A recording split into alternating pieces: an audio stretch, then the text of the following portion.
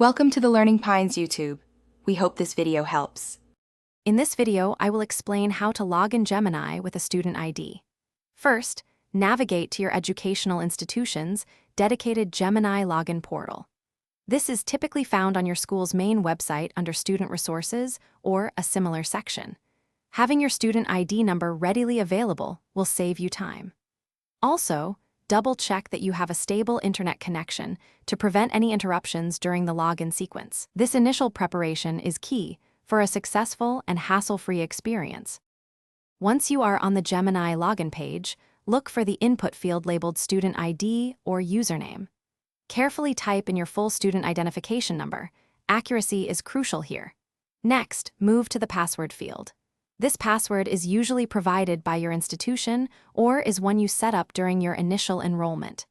If you're unsure, check your student welcome packet or contact your IT support for assistance. Take your time to ensure all details are correct.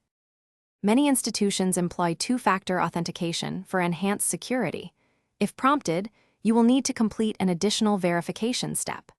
This often involves checking your registered email address or mobile phone for a unique one-time code.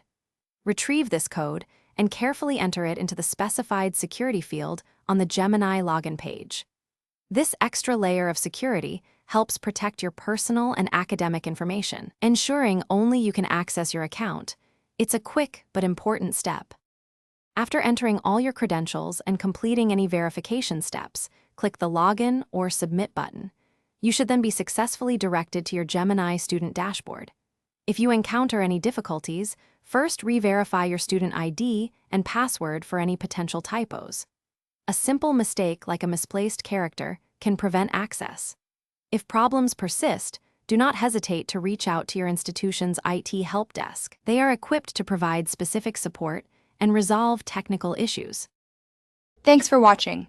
Consider subscribing if we helped you.